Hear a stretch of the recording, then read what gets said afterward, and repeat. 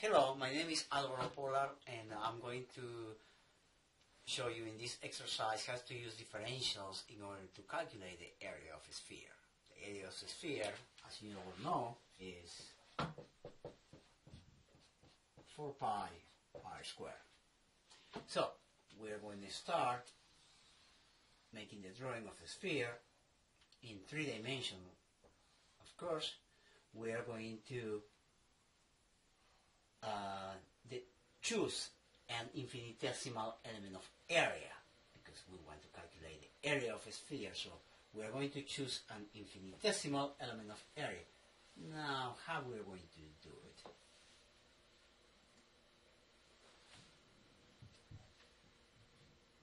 I'm going to draw an infinitesimal element of area. Of course, I'm exaggerating, but this will represent an infinitesimal element of area, dA.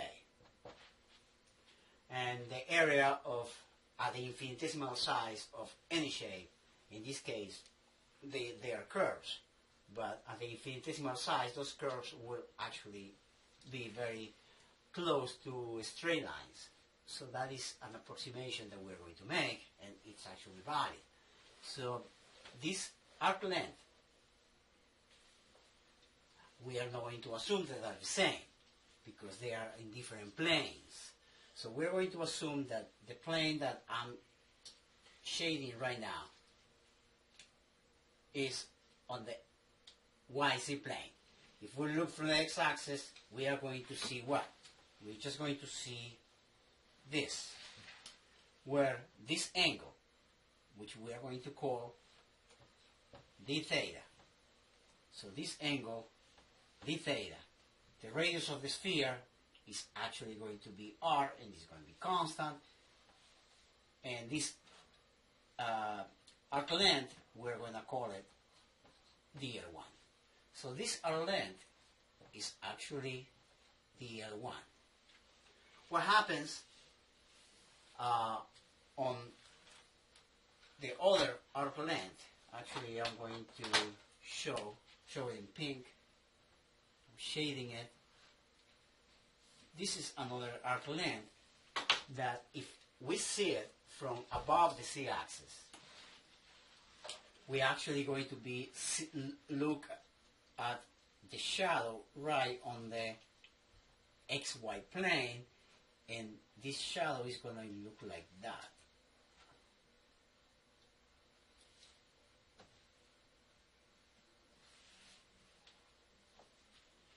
If we look straight down, and this pink area has a shadow that shows on the xy plane, we will actually see a shape like that also.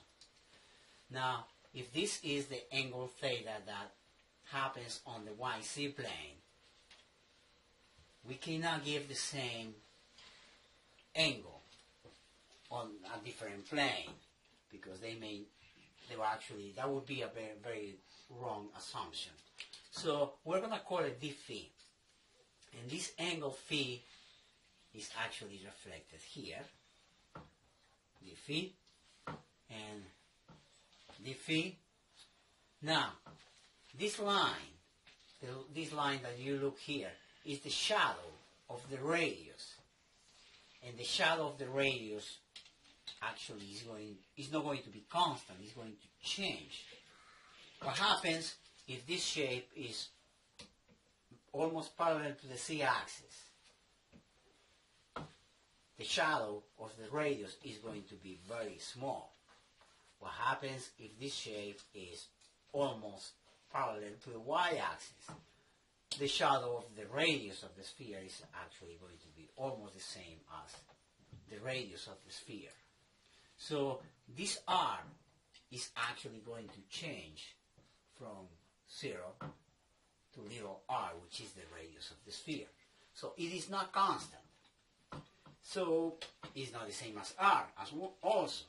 So we call it big R, and this arc length that is generated cannot be also the same as dl1. So we are going to call it dl2, and this is going to be dl2.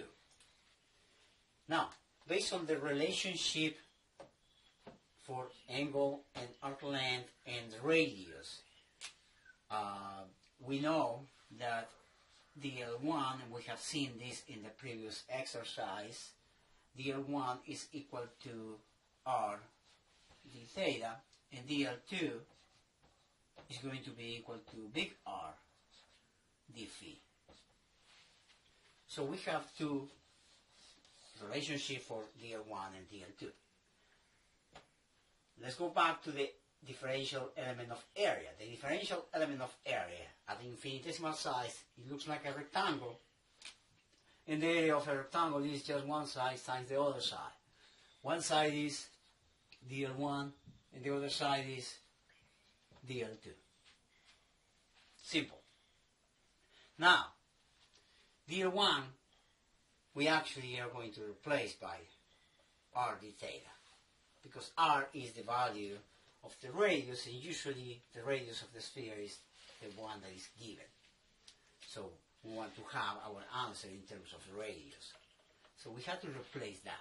So dA is equal to dl1 is r d theta, and dl2 is big R d phi. Now, we have our differential equation, but we cannot integrate yet. This side can be integrated. This side cannot. Why? What are our variables in this on this side of the differential equation? Theta, phi, and also r. Big R is a variable. It's not a constant.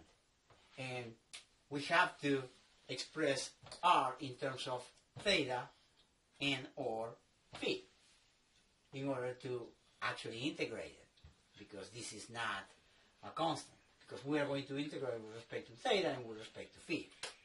R is a variable. We have to do something. What are we going to do? As you can see here,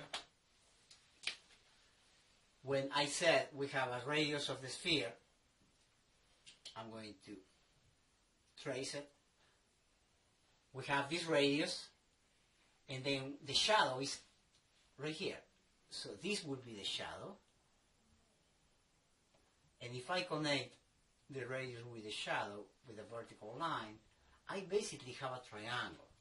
And as I said before, if we are imagining that this shape is actually on the YC plane, then we are going to have this triangle on the YC plane that is going to have this shape, big R, small r, and the angle on the YC plane is actually angle theta. Here we have a d theta. That is the increment of the angle in the YC plane. So angle theta will be the angle that will actually happen in the YC plane. Now, based on this, we actually don't need the height, because we can establish the relationship that we need with cosine theta equals big R over little r.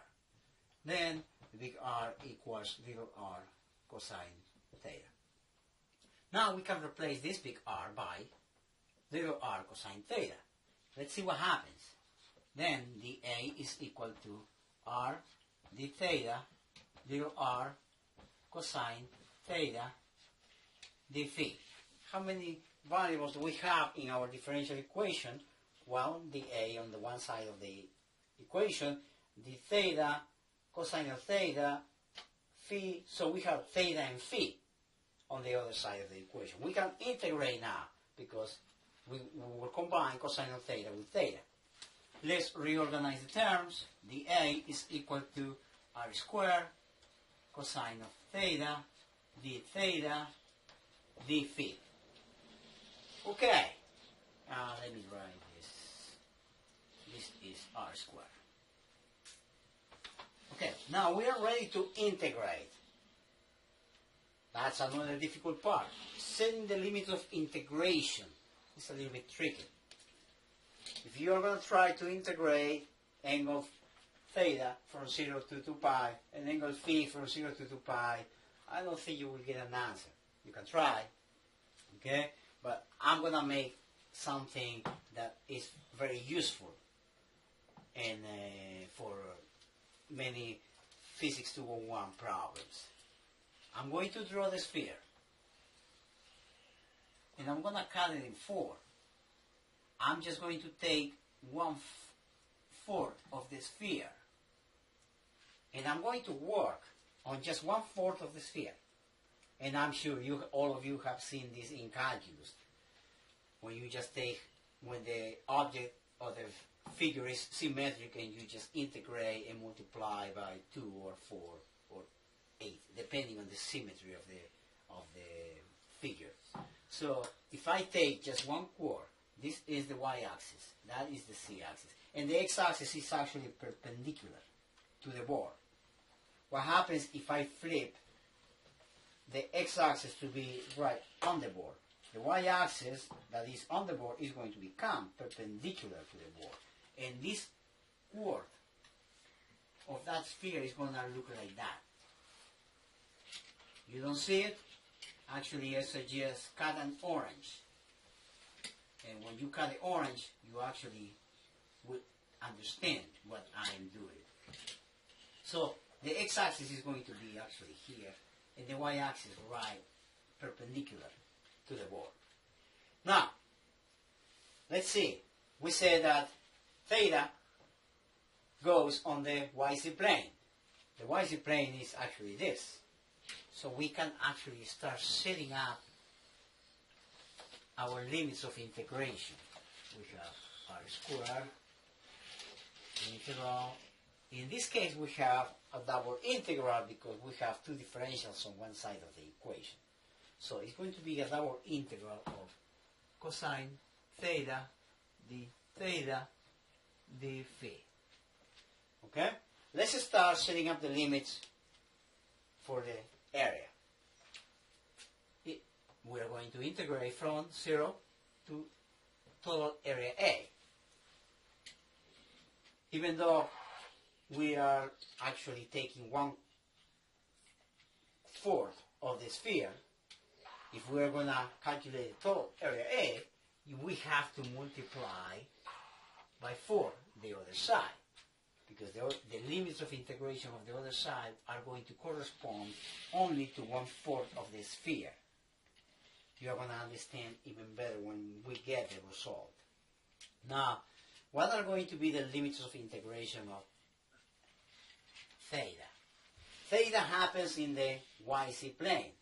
As you can see, theta will go from what? When we cut our sphere in 4, from 0 to pi over 2. What about phi, angle phi? Angle phi, as I said in the beginning, it happens on the XY plane. And as we see in this figure, angle phi will go actually from 0 to pi. It will actually go on 180 degrees. So 0 to pi.